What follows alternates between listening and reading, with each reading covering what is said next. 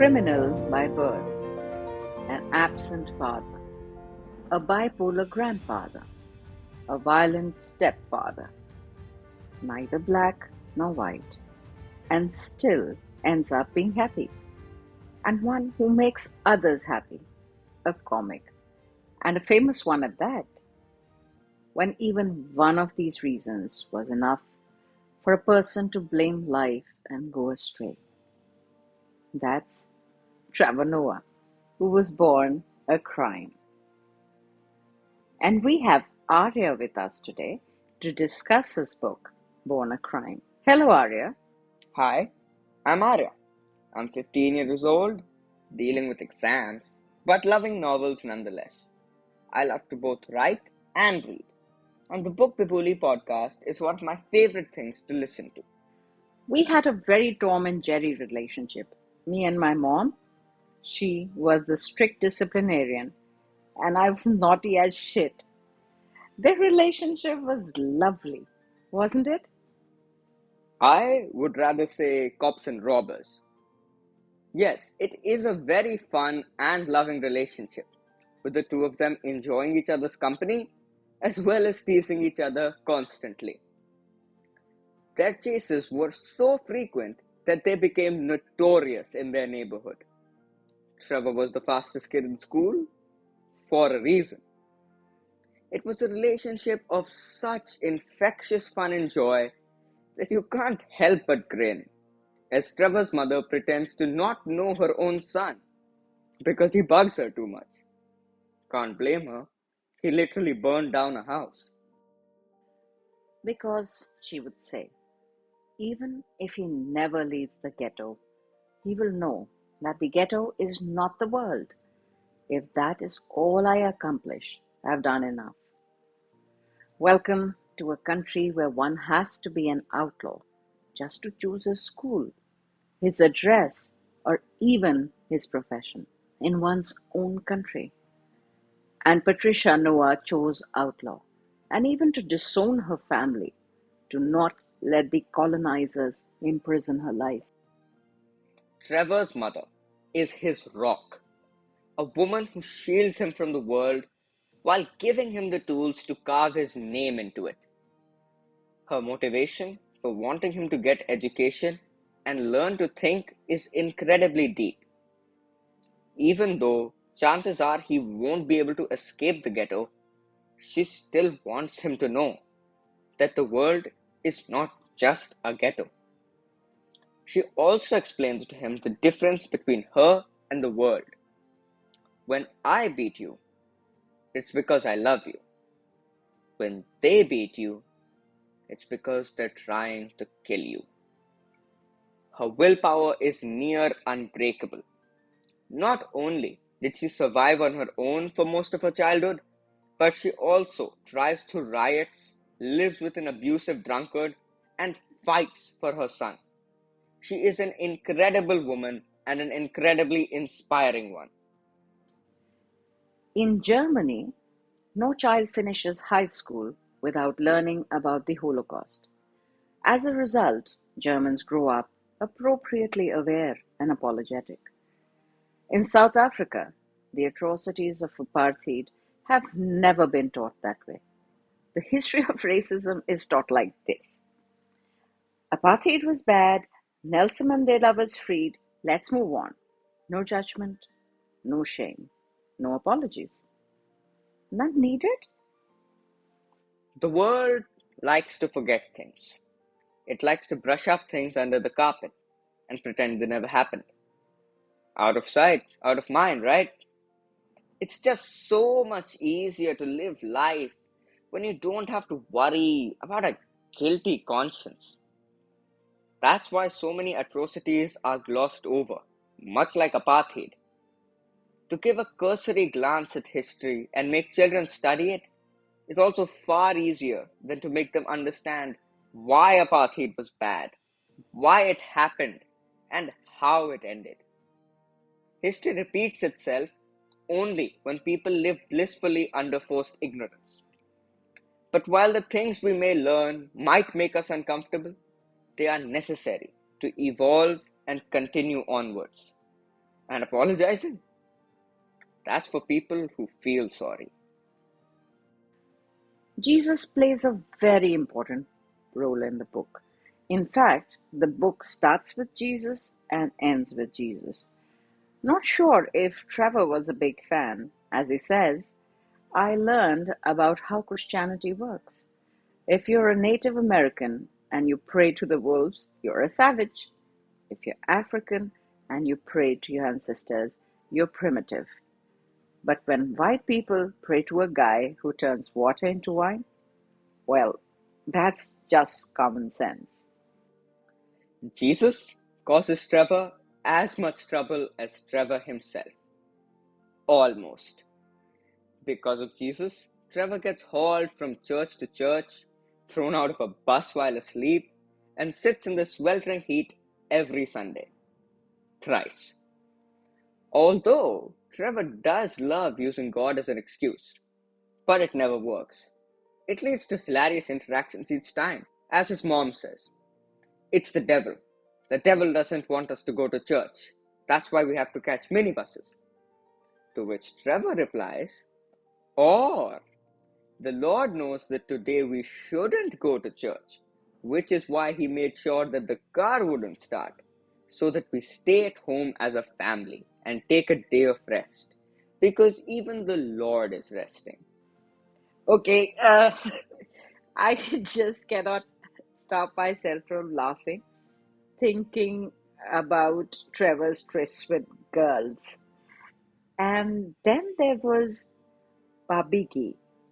Uh, how would you rate Trevor's charm quotient? Trevor's charm quotient is an undeniable 10 out of 1,000. I mean, he literally forgot to talk to the girl he was supposed to be going out with. I get being self conscious, but come on, Trevor. The time him and a girl both like each other and don't find out until she moves away is not just unforgettable for us, but unfortunately, probably for him as well. Although I would still say that Babiki takes the cake for embarrassing moments. And then Trevor becomes Spliff Star. Extremely hilarious. And I did wonder how valuable could a pair of shoes be? The value of looking like you belong and dressing for the part allows you to do a lot of things, like how Trevor was able to become a rapper simply by wearing a brand of shoes and speaking English. Trevor becoming a rapper is a demonstration of his friend's scheming ways, who also happens to be the same friend who set him up with Babiki. It's one of the funniest parts of the book, particularly the build up to the line. Just rap Buster Rhyme songs. But I don't know the lyrics. It doesn't matter. These people don't speak English. Which probably shows that him speaking English had nothing to do with being a rapper. It's all in the shoes. You heard it here first, folks. If you want to be a rapper, just buy some cool shoes and you're set. Well, Arya, you have been with Bookbibuli since its very inception. You've been an interviewer, an interviewee, you were part of the author interviews, and it has been an incredible journey. You know, we at Bookbibuli have traversed different genres, we have covered different continents. How far do you think we have got in that journey? You know where I've never been? South Africa. But Born a Crime transports you there so effortlessly that it almost feels like planes are worthless. Books connect people all around the globe, allowing us as a race to not be limited geographically.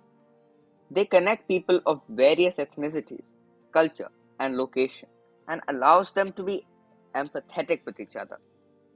Books are a brilliant resource to get into the minds of others, and Book Pipuli is just as brilliant of a medium to get from book to book seamlessly.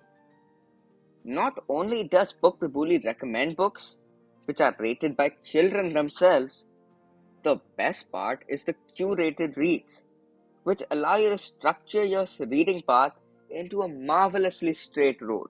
which makes reading incredibly simple and fun. When we started, I thought it might get morose or boring or tedium would set in. But honestly, it has been really, really exciting that we have been able to sustain this wonderful experience. And it has been so thanks to you and to your friends who have been part of this experience. Just one more question, Arya. Who do you think is the book for? To me, this book is for anybody who loves to laugh, or for someone who hasn't had a reason to for a few days. But this book is also about the atrocities of that perfectly institutionalized racism called apartheid. You will have a good laugh reading it, and you will also be educated about the history of racism. This book should be read by someone above 13 to 14 years of age who has a fairly mature mind and reading taste, but with a side of fun. This is a book, or rather two books, one telling us about the living conditions in South Africa, particularly for non whites, and the other of the Trevor living in those conditions. The book is a tribute to a very strong, headstrong lady, Patricia, who stood between apartheid and her son. Her life is marked by a series of illegal choices to keep herself free from the menial life decided by the colonizers for her and for her son, Trevor. And now it's time for Bookbibuli Read Reco. As conveyed by Arya before, you need to be older than 13 to read this book. While the book includes the wry humor that is Trevor's trademark, it is also an emotional, brutal, and educational story of his life. Noah is a good writer, so the narrative flows. And he has delivered his narrative much as he delivers his lines. He's funny and thought provoking. It is, of course, a story of the inequities of the past with a warning, my friends, that it just might happen again. It is educational in terms of introducing you to apartheid and the gravity of the issues in South Africa. At the end of it, you're wiser sociopolitically. The ideal reading trajectory leading up to this book would be Brown Girl Dreaming, To Serve with Love, The Hero Two Doors Down. And the obvious next choice would be Becoming by Michelle Obama. Although a very dark topic, the book leaves the reader with a rather a humorous aftertaste. What else shall we expect from a world-class comic? Trevor's writing oozes with imagination, fresh thought, and more than anything else, freedom. A thing that was denied to most of South Africa under apartheid, especially to colored and black people. The aim of apartheid was to enslave the minds of colored and black people, which was directly opposed by the will of Patricia Noah, whose one desire in life was to ensure that her son's mind was free. The way to doing this? Books, of course. Even though Trevor and his mom had to survive on dog bones, wear and change TV channels with tongs, it was books in which there was no expense spared. Wherever they got it from, Trevor always had books to read, whether it was Roald Dahl, an out of date encyclopedia, or Narnia. And Trevor gobbled it all up.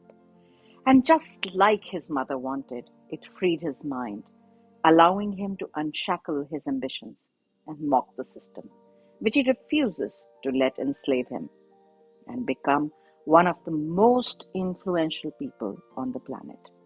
That is the magic of reading, the power of books. The power of books is not only do they allow you to escape into Narnia, but they also allow you to create your own. And that is just what we at Bookbibuli want to accomplish. using our curated reads to give children a structured reading plan into literature and through it a clear path into thinking free. Read better.